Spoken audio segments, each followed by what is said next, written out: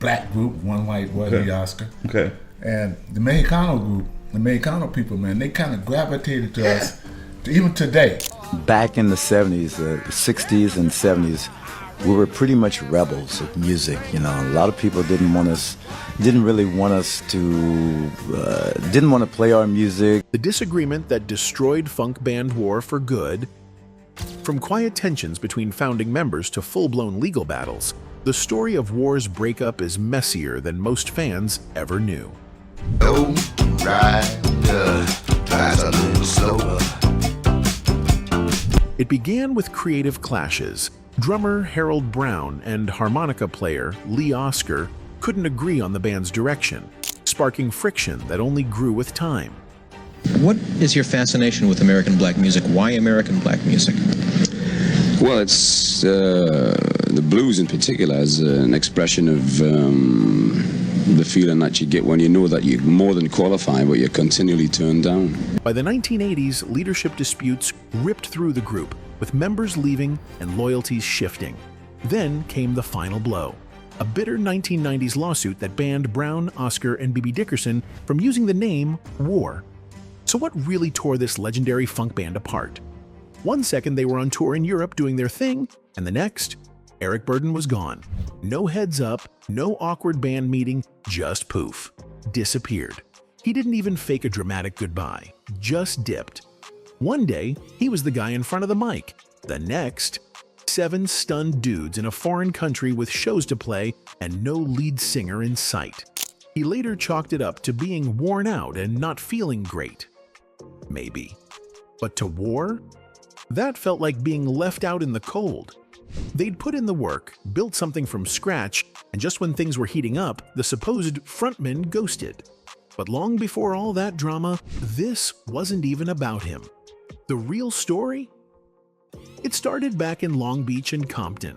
A bunch of musicians messing around in garages and small rooms, mixing everything they loved into something raw and real. It wasn't polished. It didn't fit neatly into any category. It was chaotic in the best way. Bits of Latin rhythm, gritty street funk, bent-up blues guitars, trippy keys, jazzy runs, smooth hooks, no rules, no plan. Just heart. They had a couple of names before War, switched it up a few times. Didn't matter. The sound was already its own thing. Something people couldn't really pin down but knew they hadn't heard before. One of the main groups that came out of Jeffries that was very successful was War. Yes, sir. War was the house band for Jeffries on Avalon El Segundo. They were locked in. Every player had their lane, and they knew exactly how to stay in it while still making it all click. Howard made the guitar sing.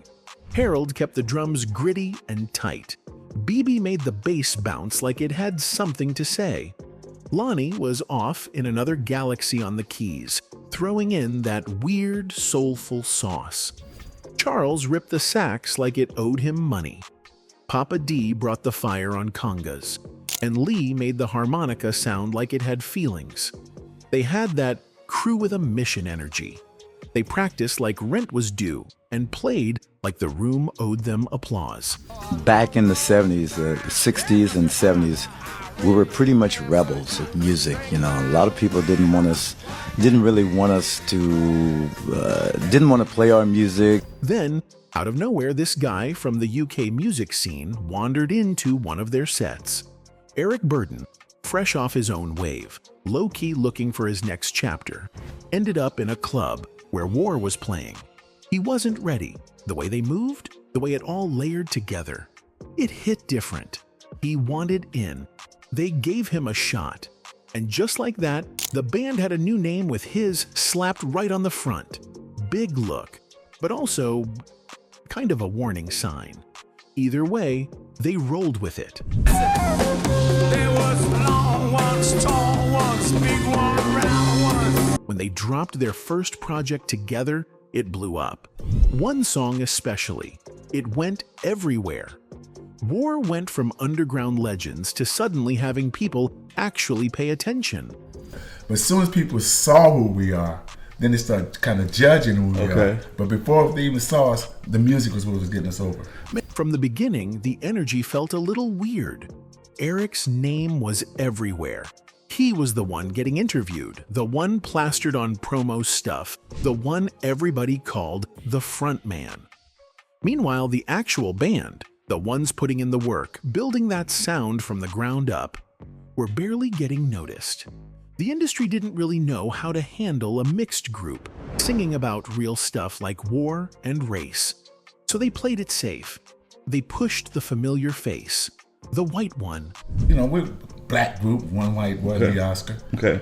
And the Mexicano group, the Mexicano people, man, they kind of gravitated to us, even today. To the outside world, it looked like Eric was running the whole thing. But inside that crew, they knew the truth. These weren't background musicians. They were the reason the music even slapped. Eric had stage presence, sure, but this wasn't his house. He was a guest in it. They dropped another project not long after. Loud, messy, bold. It was political. It was weird. It was long, and honestly, it wasn't trying to be easy listening. But behind the scenes, stuff was already getting shaky. The label didn't know what box to shove it into. Eric was running on fumes. And the band? They were over being treated like extras in something they built. And then, just like that, mid-tour in Europe, he vanished. No warning, no game plan, just gone. What is your fascination with American black music? Why American black music?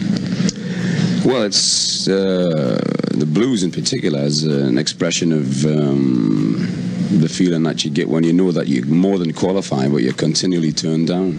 And still, they didn't fold. No breakdown, no sob story. They kept it moving. Wrapped up the tour without Eric, passed the mic around, found their own voices. They dropped his name like dead weight. From that point on, it was just war. What should have been a disaster turned out to be the push they didn't know they needed. Not long after, they dropped an album under just their name, and then came the one that changed everything. Biggest record in the country. No famous face, no hype machine, just them doing what they do. But that didn't mean everything was cool after that. All that early mess, it left dents, labels messing up credits, bad contracts, quiet tension, the kind that sticks around. And eventually, all that buildup turned into real damage. People turning on each other, fights over money, over the name, over who really made what happen. They had started out chasing something bigger than just radio spins, and for a while they actually pulled it off. But being different didn't mean they were safe from the mess the industry throws at people like them. Still, one thing was clear. When Eric bounced, they didn't fade. They leveled up, and for a minute there, they had the whole world tuned in. Why can't we be friends? Why can't we be friends? By the time that decade closed out, War had nothing left to prove. They'd already cut ties with Eric, went fully solo, and built a catalog nobody could box in. Their sound was its own planet. P. It wasn't made for the charts, it was made for real people. For block parties, backyards, protests, late-night drives. And then came that song, Low Rider. Low rider, drives a little slower. The one that never died. The hook, the bounce, the harmonica. Instant classic. That track didn't just blow up, it got stitched into the culture. You couldn't watch a movie or scroll through TV without hearing it somewhere. It felt like they'd reached the peak. No big label pulling strings, no lead singer taking all the credit, just the group, finally getting their moment. Thing is, hitting the top sounds cute. Until you actually get there, it's quiet, it's tense, and for War, the silence got loud real fast. The magic of the band, that mix of 7 sharp minds, 7 different sounds, started turning into friction. It kicked off with Harold and Lee. Harold, steady on drums, was all about heart. For him, the band had always been about real life, neighborhood stuff, stories people actually lived. He wasn't chasing fancy. He just wanted to keep that connection raw and grounded. The way it started. But Lee? He was somewhere else entirely. His harmonica had always been its own thing, more like a voice than just an instrument.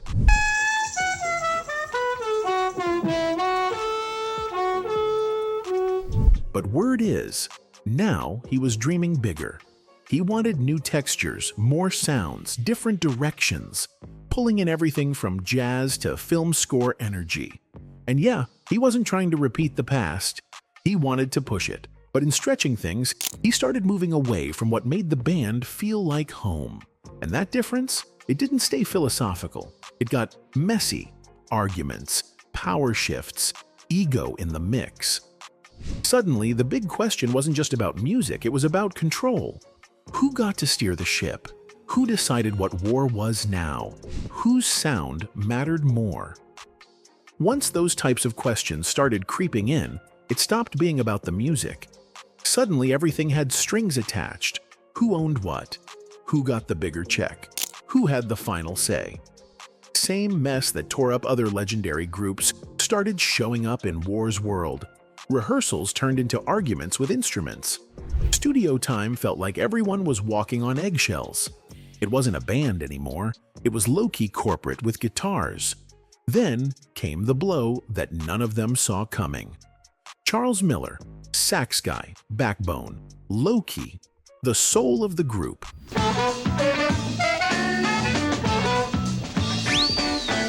Was killed in a robbery gone wrong. Just like that, gone.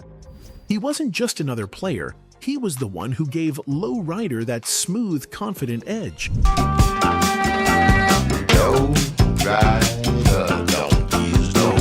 His sound had that street cool, that quiet flex that made the track hit different. Losing him wasn't just sad, it shook the entire foundation. You could feel the hole in the music. No matter who stepped in after, it never quite felt the same. But life wasn't done swinging. Years later, another hit came, and this one cut deep. They were mid-show in Vallejo when Papa D. Allen, the heartbeat of the group, collapsed on stage, just like that. 1 minute he was in the groove, next minute, gone. Heart attack, no warning. He never made it off that stage. This wasn't just the percussion guy, he was the rhythm, the congas, the timbales, all that bounce and texture that made War feel like a living thing. That was Papa D.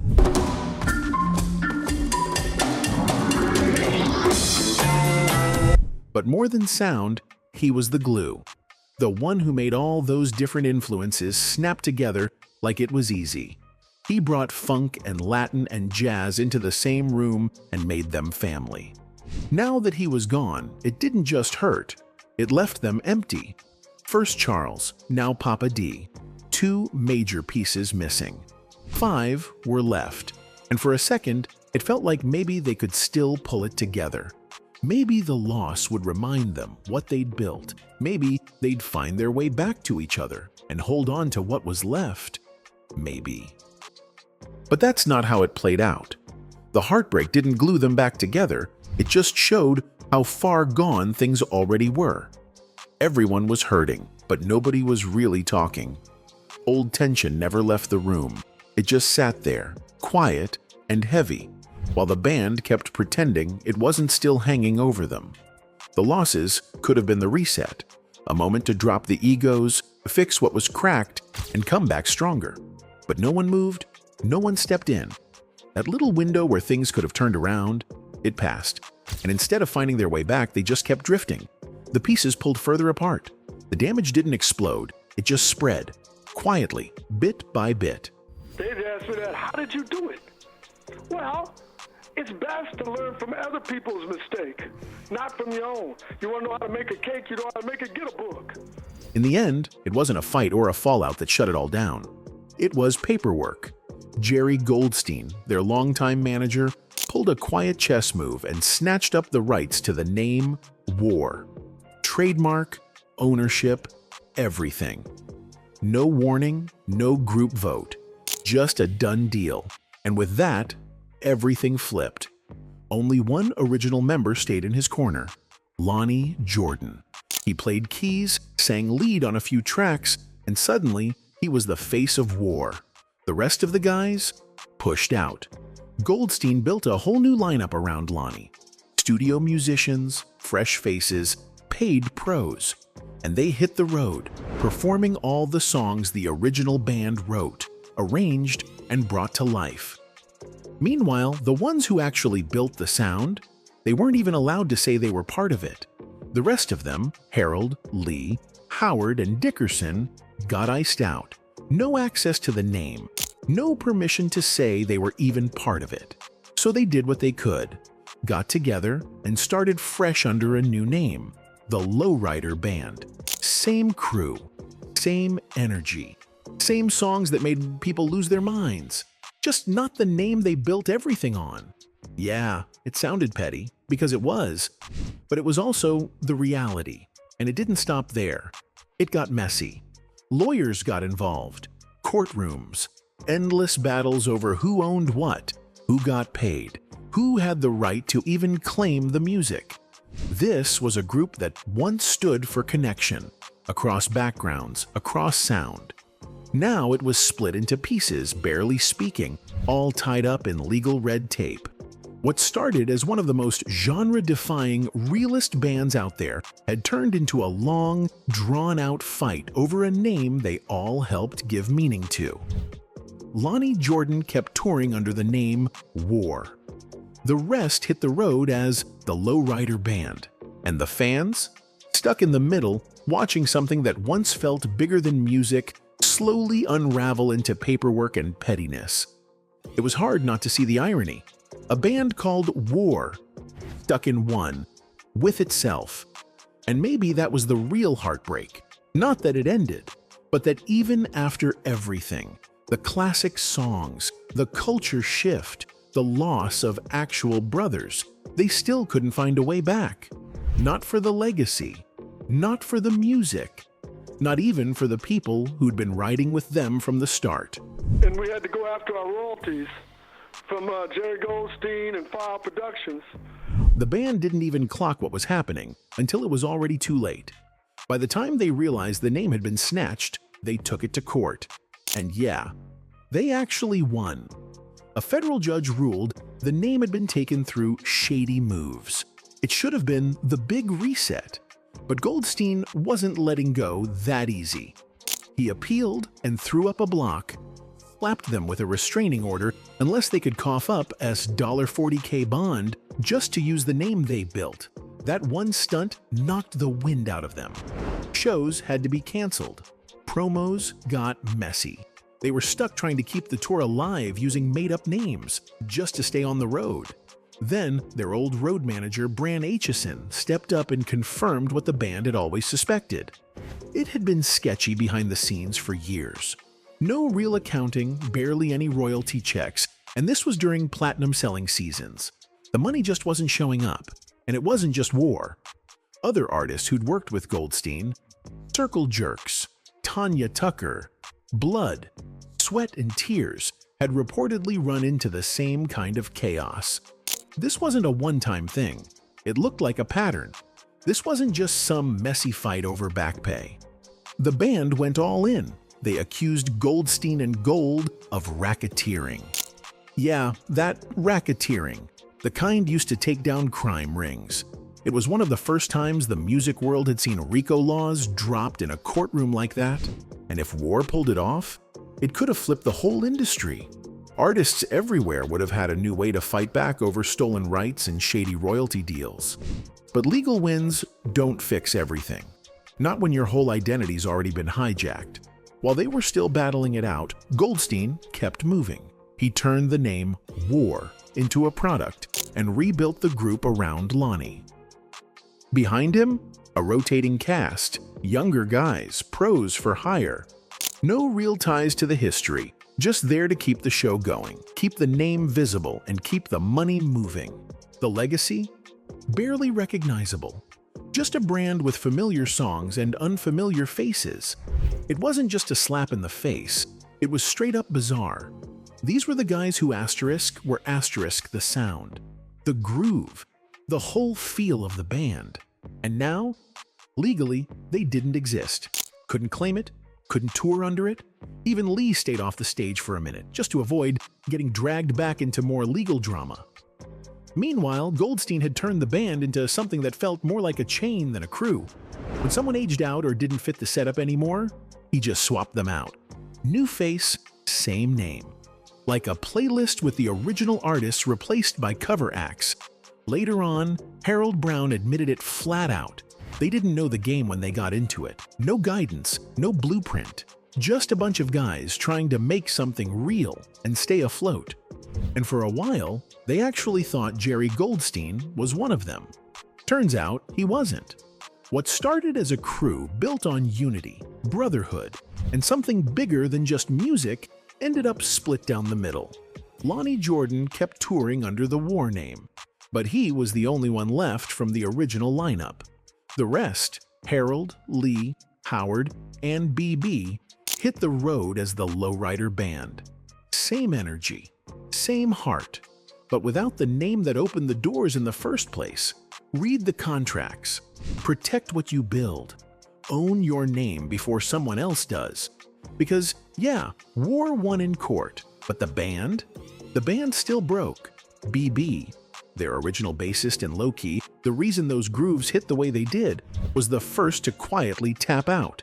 His bass lines carried tracks like Cisco Kid.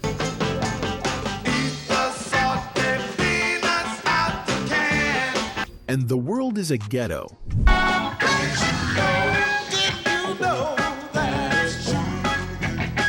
But his exit wasn't some dramatic blow-up. On paper, it looked like creative differences. In reality, he was burned out.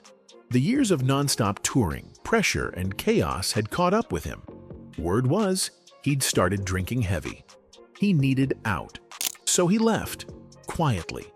No spotlight, no headlines. Just chose to save himself. And like most artists back then, there was no safety net. If you couldn't keep up, you were just gone. Not long after, Lee bounced too. Lee was always a bit of the wild card, this Danish harmonica prodigy in a mostly American funk band. His sound was haunting and emotional, and gave War a strange beauty most bands didn't have. But the same stuff that made him special also made him feel isolated. He wanted to evolve, take the band further, do weirder things. Not everyone was down. Things got tense, especially between him and Harold Brown. Lee was all about pushing forward. Harold wanted to stay rooted in what made the band feel honest. And just like BB, there were rumors. Some blamed ego, others whispered about substance stuff. Word on the street, drugs was involved, which isn't exactly surprising. I mean, this the world of rock and roll. Lee never made a big scene, he just dipped. No statement, no drama. He was done. By then, the damage inside the band was obvious. Whatever brotherhood they once had was gone. Everything was starting to feel like a business, and not a fun one. But that wasn't the end. All the attorneys that went to collect all of our past due mechanical royalties for our film performances and so forth. And if you thought the legal drama stopped there, nope. After all that mess, the original crew ended up in another legal fight. This time, it was over performance royalties. The money they were supposed to get every time one of their songs got played publicly. For years, checks came in. Then, one day, nothing. Silence. They sued their old music publisher, Far Out Music, pulling out contracts from back in the day that said they were supposed to get a cut. They brought receipts, statements, paperwork, everything. But the first judge wasn't having it. He zeroed in on one confusing line in the contract and ruled against them. They weren't done. They appealed. The second judge looked at the bigger picture, lined up all the language, and saw the whole thing clearly. The band had a point. The royalties should have kept coming. Far Out's excuse didn't add up. The case got reopened, and this time the court told Far Out they might actually owe the band serious money. But for the originals, this wasn't just about getting paid. It was about being seen, being heard. It was proof they weren't crazy. that all those years of being pushed aside, erased, and underpaid weren't just the cost of doing business. The publisher wasn't happy, and the legal fight?